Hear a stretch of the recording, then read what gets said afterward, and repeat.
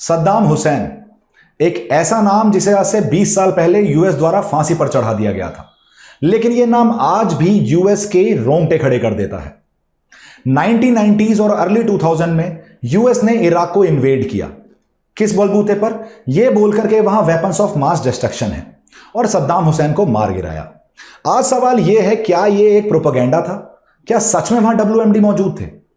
इस वीडियो के अंदर इस टॉपिक पर हम क्लैरिटी से बात करेंगे, डिटेल में बात करेंगे और जानने की कोशिश करेंगे कैसे इराक इन्वेजन ने यूएस की मिलिट्री इंटरवेंशन पॉलिसी को इंपैक्ट किया और क्या वो गलती दोबारा वो दोहराने के लिए तैयार हो सकता है या फिर नहीं। चलिए शुरू करते हैं। शुरुआत करते हैं इराक के WMD प्रोग्राम के बारे में और यूएस के एक्शन के बारे में। बात है अर्ली 1990s की। सद्दाम हुसैन अपने चरम पर थे। Saddam Hussein Iraq was the part of OPEC countries. Basically जितने भी पेट्रोलियम एक्सपोर्टिंग कंट्रीज हैं उनके एक मेजर मेंबर हुआ करता था इराक। सद्दाम हुसैन का कहना था कि डॉलर के ऊपर रिलायंस कम कर कर ओपेक कंट्रीज को अपनी एक खुद की करेंसी बनानी चाहिए। यह एक मेजर थ्रेट है किसके लिए? यूएस डॉलर की डोमिनेशन के लिए। पर सवाल यह है, यूएस डॉलर को तो बचाना चाहेगा, लेकिन उसे बचाने का उसने तरीका क्या अपनाया वो हमें इराकियन इन्वेजन के थ्रू देखने को मिलता है। और हमें जो बोलते हैं ना डर्टी जियोपॉलिटिक्स, उसका इराक इन्वेजन एक बहुत बड़ा एग्जांपल है। हम शुरू करते हैं इस कहानी को कहां से? जिन जॉर्ज डब्ल्यू बुश का आपने नाम सुना है, उनके पिताजी थे जिनका नाम था जॉर्ज H.W. बुश, जो यूएस के प्रेसिडेंट हुआ करते थे 1990s में। इन्होंने कंसर्न रेज करे कि इराक शायद न्यूक्लियर वेपन बनाने वाला है और इस न्यूक्लियर वेपन बनाने के क्लेम के थ्रू उन्होंने अपने मिलिट्री एक्शन को इराक के अंदर जस्टिफाई किया। उन्होंने बोला जी 1990s में इराक ने कुवैत पे इन्वेड भी कर दिया था, इराक वाज गेटिंग एग्रेसिव, और यूएस ने यह बोला कि इराक जो है वो न्यूक्लियर वेपन बनाने की तैयारी कर रहा है और इसे रोकने के लिए यूएस को इंटरवीन करना ही पड़ेगा। एक नेशनल सिक्योरिटी डायरेक्टिव दिया गया। उस डायरेक्टिव का नाम था 54। कब दिया गया? जनवरी 1991 में दिया गया। बुश ने वॉर्न किया इराक को कि अगर किसी भी तरीके से weapons of mass destruction use किए जाते हैं, WMD यूज किए जाते हैं, किसके अगेंस्ट? मिडिल ईस्ट में जितनी भी एलाइड फोर्सेस हैं, तो कहीं ना कहीं सद्दाम हुसैन को हटाने का प्रोसीजर जो है वो यूएस स्टार्ट कर देगा। अब समझने वाली बात यह है, एलाइड फोर्सेस मिडिल ईस्ट में है, इराक मिडिल ईस्ट में है, यूएस का डायरेक्ट मिलिट्री इंटरवेंशन कैसे बनता है? देखिए, हम वर्ल्ड वॉर 2 से पहले सोवरेनिटी वाली थ्योरी पे चलते थे कि किसी भी तरीके से कोई कंट्री दूसरे के मैटर्स में इंटरफेयर नहीं करेगी। फिर हम ह्यूमन राइट्स वाले पर्सपेक्टिव पर पहुंचे।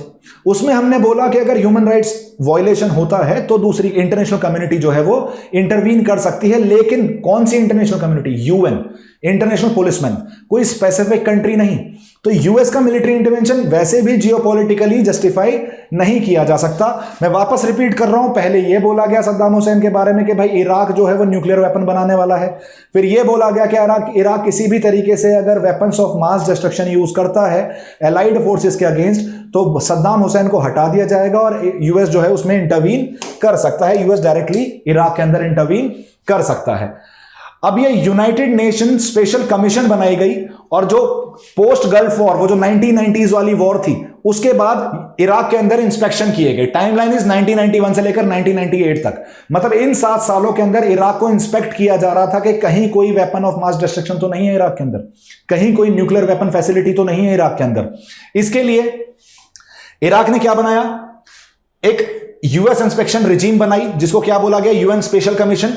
किसके लिए? To dismantle WMD programme of Iraq. एक यूएन स्पेशल कमीशन बनाई गई है जिससे इराक के WMD प्रोग्राम को खत्म किया जा सके, लेकिन इंस्पेक्शन करना पॉसिबल नहीं हो पाया यूएनएसकॉम के लिए। रीजन बीइंग क्योंकि इराक ने काफी ज्यादा ऑब्स्ट्रक्शंस क्रिएट करे। अभी भी सद्दाम हुसैन वाला ही इराक है। वो कंप्लीटली डिनायल मोड में आ गया, जी हमारे पास कोई WMD नहीं है, हमारे पास कोई न्यूक्लियर वेपन नहीं है। साथ के साथ यूएस का ऐसा कहना था कि वो डिसीव कर रहा था यूएन कमीशन को, जिससे वो अपने फाइनल ऑब्जेक्टिव तक ना पहुंच सके। उस WMD और न्यूक्लियर वेपन अप्रोच को वो ना जस्ट बेसिकली ना अनर्थ कर पाए, पिक्चर में ना लेके आ पाए, लोगों के सामने ना लेके आ पाए, जिसकी तरफ इराक काम कर रहा है।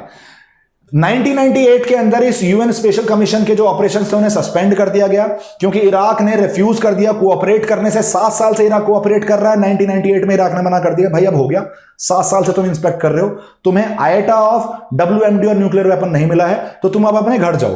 तो इराक ने अब बेसिकली ये बोला, यूएस का ये मानना है कि इराक ने इसलिए रिफ्यूज किया क्योंकि इराक अपने WMD के जो एस्पिरेशंस हैं, जो न्यूक्लियर एस्पिरेशंस हैं, जो वेपन्स ऑफ मास डिस्ट्रक्शन के एस्पिरेशंस हैं, WMD में टर्म बार बार यूज कर रहा हूं, उसके लिए आपको समझने की जरूरत है वेपन्स ऑफ मास डिस्ट्रक्शन होता क्या है।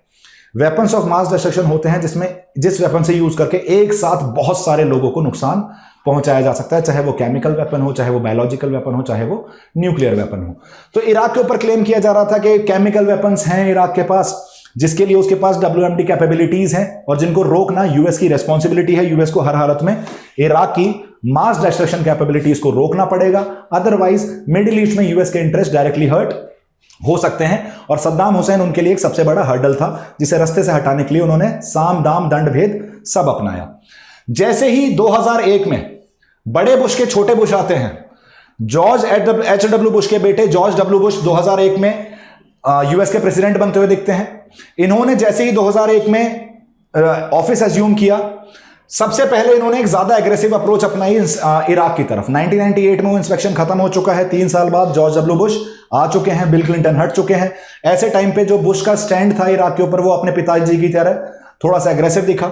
उन्होंने पूरी तरीके से क्लियर कर दिया कि अगर किसी भी तरीके से इराक डिसआर्मामेंट एग्रीमेंट्स को सपोर्ट नहीं करेगा, अगर इराक चाहता है कि वो एग्जिस्ट करे, पीसफुली रह सके, तो जो हमने डिसआर्मामेंट एग्रीमेंट्स की बात कर रखी है, जिन इंस्पेक्शंस की हम बात करते हैं कि आप WMD नहीं बना सकते, न्यूक्लियर वेपन्स नहीं बना सकते, अगर आप उन्हें एक्सेप्ट नहीं करते हैं तो कहीं ना कहीं यूएस जो है वो एग्रेसिव अप्रोच उसके लिए अपना सकता है।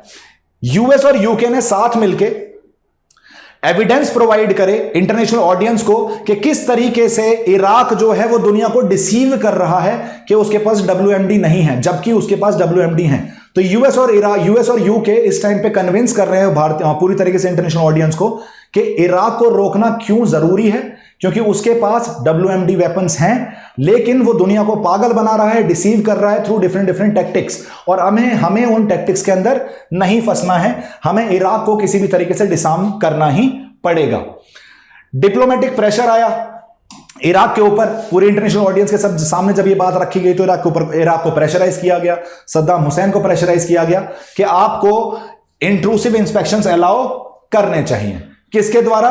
UN monitoring verification and inspection commission, जिसे हम क्या बोलते हैं, यूएन मोविक, और साथ के साथ इंटरनेशनल एटॉमिक एनर्जी एजेंसी द्वारा, IAEA द्वारा, जो न्यूक्लियर पर्सपेक्टिव को इंटरनेशनली हेड करती है, डील करती है, जिसके साथ वापस डिप्लोमेटिक प्रेशर्स बने 2002 में इराक के ऊपर, और बोला गया कि इराक के अंदर इंस्पेक्शंस किए जाएंगे। कौन कौन करेगा? 2 कमीशन बनाएंगे, एक तो ऑलरेडी IAEA ऑलरेडी एग्जिस्ट करती थी, जो एक बॉडी है, साथ के साथ एक स्पेशल कमीशन बनाएगी जिसे हम क्या बोलते हैं, UN monetary verification and inspection commission, जो स्पेसिफिकली इराक के अंदर फंक्शन करती हुई दिखती है। दिसंबर 2002 में इराक ने किसी भी तरीके के WMD प्रोग्राम को डिनाई कर दिया कि भाई हमारे पास कोई वेपन ऑफ मास डिस्ट्रक्शन नहीं है। पर यूएस और यूके ये मानने के लिए तैयार नहीं थे, और उन्होंने इराक को क्वेश्चन किया कि आप जो यूएन रिजोल्यूशन है पीस के, उसके साथ कंप्लाई नहीं कर रहे हो। देखो, मैंने ये बोला था आपसे कि उनका मेन मोटिव था सद्दाम हुसैन को हटाना, जिससे किसी ऐसी रिजीम को लाया जा सके इराक के अंदर जो उनके फेवर में काम करे। इसलिए चाहे इराक कितना ही डिनाई करता रहे, जब तक उनका ऑब्जेक्टिव कंप्लीट नहीं हो गया तब तक उन्होंने वो राग गाते रहे कि WMD है, केमिकल वेपन्स हैं इराक के अंदर, सद्दाम हुसैन दुनिया के लिए खतरा है, सद्दाम हुसैन मिडिल ईस्ट के लिए खतरा है। जब तक उन्होंने खुद के ऑब्जेक्टिव पूरे नहीं कर लिए तब तक यही स्टैंड आपको उनका देखने को मिलता है। तो उन्होंने यूएन रेजोल्यूशन का कंप्लायंस के लिए क्वेश्चन किया इराक को। इराक ने जब डिनाई किया कि उसके पास कोई WMD प्रोग्राम नहीं है, उसके लिए इराक को क्वेश्चन किया। इसके बाद आपको कहानी और थोड़ी सी आगे बढ़ती हुई दिखेगी। यूएस ने डिमांड करा कि यार इंस्पेक्शन तो कंटिन्यू हो जाएंगे। 2002, लेट 2002 और अर्ली 2003 के अंदर यूएन मोविक जो कमीशन बनाई गई थी, जो उसके इंस्पेक्टर थे जिनको लीड करे थे हैंस ब्लिक्स, और जो IAEA के इंस्पेक्टर थे जिनको लीड करे थे मोहम्मद अल-बर्दी, इन्होंने रिपोर्ट किया इराक के कोऑपरेशन का। इन्होंने बोला देखो इराक कोई बदतमीजी नहीं कर रहा है, यूएन मोविक बोल रहा है, यूएन मोविक के हैंस ब्लिक्स बोल रहे हैं कि पूरी तरीके से इन्होंने हमें इंस्पेक्शन करने दिया है। सेम स्टेटमेंट IAEA के इंस्पेक्टर का भी आया कि किसी भी तरीके से इराक कोई रोक टोक नहीं लगा रहा है, जैसा हम इंस्पेक्शन करना चाहते हैं वैसा ही इंस्पेक्शन करने दे रहा है। लेकिन यूएस और यूके अब भी बोल रहे हैं कि इराक जो है अपनी WMD कैपेबिलिटीज को नहीं बता रहा है सामने से। कैसे बताए? आपने इंस्पेक्शन कराए, इंस्पेक्शन अलाउ कर दिए, पूरी तरीके से अपना देश आपके सामने खोल के रख दिया, ढूंढ लो जाके केमिकल वेपन्स। जब दोनों कमीशन जो बनाई गई हैं वो भी बोल रही हैं कि इंस्पेक्शन में पूरी तरीके से कोऑपरेशन किया जा रहा है, लेकिन फिर भी और यूएस और यूके जो एक वेस्टर्न हेजेमनी के माइंडसेट में जीते हैं कि चीजें हमारे अकॉर्डिंग ही होनी चाहिए, नहीं तो होनी ही नहीं चाहिए, उन्होंने फिर भी इराक को कंटिन्यूसली पोक करना चालू रखा, कंटिन्यूसली इराक को ब्लेम करना चालू रखा कि WMD एक्टिविटीज कर रहा है इराक, लेकिन बता नहीं रहा। बस दोनों ही नेशन ने सीरियस कॉन्सिक्वेंसेस का धमकी दी इराक को कि अगर इराक पूरी तरीके से इंस्पेक्शंस के साथ कंप्लाई नहीं करता है, कोऑपरेट नहीं करता है, तो मिलिट्री एक्शन इराक के ऊपर लिया जा सकता है। पर सवाल यह है कि जो 2 कमीशन आपने वहां भेजी हैं वो तो बोल रही हैं कि इराक कोऑपरेट कर रहा है, और कैसे कोऑपरेट करे? तो यहां कहीं ना कहीं आपको एक प्रोपेगेंडा और एक कॉन्स्पिरेसी की स्मेल आनी शुरू हो जाती है कि यूएस और यूके WMD तो एक बहाना है, ऑब्जेक्टिव क्या है? सद्दाम हुसैन को भगाना। तो बेसिकली जब तक वो उस ऑब्जेक्टिव को अचीव नहीं कर लेंगे तब तक वो WMD का राग गाते रहेंगे। Of course UN security council और पुश फॉर वॉर। अब यूएस और यूके क्या कहना चाह रहे हैं? अब ये एक और सुनो बात, बड़े इंटरनेशनल रूल्स एंड ऑर्डर की बात करते हैं, रूल बेस्ड ऑर्डर की बात करते हैं, इंटरनेशनल फ्रीडम ऑफ नेविगेशन की बात करता है आज की डेट में यूएस और यूके जैसी कंट्रीज, क्योंकि वर्ल्ड ऑर्डर चेंज हो रहा है। अब इनकी हालत देखो, ये किस तरीके से रूल बेस्ड ऑर्डर को फॉलो करते हुए दिखते हैं हमें। इन्होंने यूएस और यूके ने एक सेकंड यूएन रेजोल्यूशन पास करा। क्यों किया? एक सेकंड यूएन रेजोल्यूशन में इन्होंने बोला कि यार इराक के अंदर मिलिट्री एक्शन लेने की अथॉरिटी प्रोवाइड करे यूएन हमें, कि यूएस और यूके जो है वो इराक में जाके डायरेक्टली इंटरवीन कर सके, मिलिट्री एक्शन ले सकें। लेकिन यूएन सिक्योरिटी काउंसिल के जो की मेंबर्स थे, फॉर एग्जांपल फ्रांस, रशिया और नॉन परमानेंट मेंबर उस टाइम पे जर्मनी था, उन्होंने इस मिलिट्री एक्शन को डिस्कार्ड कर दिया। बोले नहीं यार, मिलिट्री एक्शन की जरूरत नहीं है, जो ऑलरेडी इंस्पेक्शन चल रहे हैं उन्हें कंटिन्यू कर लो, मिल जाएगा तो ठीक, तो फिर बेसिकली एक्शन लिए जाएंगे, अगर नहीं मिला तो फिर एक्शन की जरूरत ही नहीं है। इसके बावजूद यह क्लियर हो चुका है कि UN security council military intervention को सपोर्ट नहीं कर रही। लेकिन जब यूएस और यूके को यह पता चल गया कि सेकंड रेजोल्यूशन पास नहीं होगा, यूएस और यूके ने यूनिलेटरली अपने आप यह डिसाइड कर लिया कि हम तो मिलिट्री इंटरवेंशन करेंगे वेपन्स ऑफ मास डिस्ट्रक्शन ढूंढने के लिए। अब इतनी मेहनत करी है, कुछ तो मिला होगा, कुछ तो उन्होंने ढूंढा होगा। जब इतना असर्टिव थे वो, इतने श्योर शॉट थे, इतना कॉन्फिडेंस था उन्हें कि इराक के पास वेपन ऑफ मास डिस्ट्रक्शन है, सद्दाम हुसैन के पास वेपन ऑफ मास डिस्ट्रक्शन है, तो कुछ तो शायद ढूंढ पाए होंगे वो। देखते हैं, मार्च 2003 एक ऑपरेशन लॉन्च किया गया बाय यूएस एंड यूके, जिसे क्या बोला गया? Operation Iraqi freedom. इसका सिंपल सा लॉजिक था सद्दाम हुसैन के रेजीम को हटाना, तख्ता पलट करना इराक में, जिससे सद्दाम हुसैन को हटाया जा सके और किसी और को पिक्चर में लाया जा सके, जो इराक का, जो बेसिकली इराक में बैठा हुआ यूएस और यूके का एक पपेट हो, जो बैठा वहां हो पर गाने किसके गए? यूएस और यूके के गए, जो सद्दाम हुसैन नहीं कर रहा था, जिसके लिए यूएस परेशान भी था, इंक्लूडिंग यूके भी परेशान था। एक ही थाली के चट्टे बट्टे हैं ये। जल्दी से जैसे ही इन्होंने इन्वेड किया, बगदाद का फॉल देखने को मिलता है। इराक में कारपेट बॉम्बिंग्स की गई, सिविलियंस को मारा गया इन द नेम ऑफ WMD। आप वेपन्स ऑफ मास डिस्ट्रक्शन ढूंढने गए हो, लेकिन आप खुद एक वेपन्स ऑफ मास डिस्ट्रक्शन बन के गए हो, ऐसा बोला जाता है। जॉर्ज W बुश जब इराक में गए थे ना, तो एक वो WMD ढूंढने गए थे कि कोई केमिकल वेपन मिल जाएगा, कोई वेपन ऑफ मास डिस्ट्रक्शन मिल जाएगा। कहा जाता है कि इराक में जब इन्वेजन हुआ तो एक वेपन ऑफ मास डिस्ट्रक्शन तो जरूर मिला, उसका नाम था जॉर्ज W बुश। वो खुद एक वेपन ऑफ मास डिस्ट्रक्शन था, जिसने पूरी तरीके से इराक के अंदर जाके मास डिस्ट्रक्शन किया है, और केवल इराक में ही नहीं किया, अफगानिस्तान में भी किया है। तो WMD जो जिसकी तलाश थी वो यूएस का प्रेसिडेंट है, जिसके लिए आपने सद्दाम हुसैन को अरेस्ट किया, पूरी तरीके से इराकी पॉपुलेशन को तहस नहस कर दिया। 2003 का समय है और आज का समय है, इराक आज भी नॉर्मलाइज नहीं हो पाया है। आप समझिए, जहां जहां यूएस इंटरवीन करेगा वहां कभी पीस और स्टेबिलिटी वापस नहीं आएगी, अगर यूएस वहां जीत गया है तो। वियतनाम में पीस और स्टेबिलिटी इसलिए आ गई क्योंकि यूएस को मुंह की खानी पड़ी थी, वहां जाके वहां से वापस आया। जहां जहां भी जीता है, चाहे वो लीबिया हो, चाहे वो इजिप्ट है, चाहे वो ट्यूनीशिया है, चाहे वो सीरिया है, जहां जहां यूएस ने इंटरवीन किया है इन the name of democracy, in the name of security, वो जगह, उस जगह को वो बर्बाद करके आया है। सद्दाम हुसैन को कैप्चर कर लिया गया, इवेंचुअली उसे मार भी दिया गया। इनिशियल रिपोर्ट्स में यह पता चला कि यार किसी भी तरीके का कोई केमिकल वेपन या कोई बायोलॉजिकल वेपन नहीं देखने को मिला है, और कोई भी WMD इराक के अंदर एग्जिस्ट नहीं करता। यह सारा एक गेम है जो यूएस और यूके रच रहा था अपने दिमाग में। अब इराक सर्वे ग्रुप बनाया गया। जब पूरी तरीके से इराक का फॉल डाउन हो गया है, सद्दाम हुसैन को पकड़ लिया गया है, उसे फांसी दी जा चुकी है, तो मई 2003 के अंदर एक ग्रुप बनाया गया जिसे हम बोलते हैं इराक सर्वे ग्रुप। इसको लीड कर रहे थे मेजर जनरल कीथ डेटन और बाद में इसे डेविड के ने लीड किया। इन्होंने सीधे सीधे रिपोर्ट दी कि इनका काम था WMD को सर्च करना और जो भी वेपन प्रोग्राम चल रहा है इराक का उसको इन्वेस्टिगेट करना।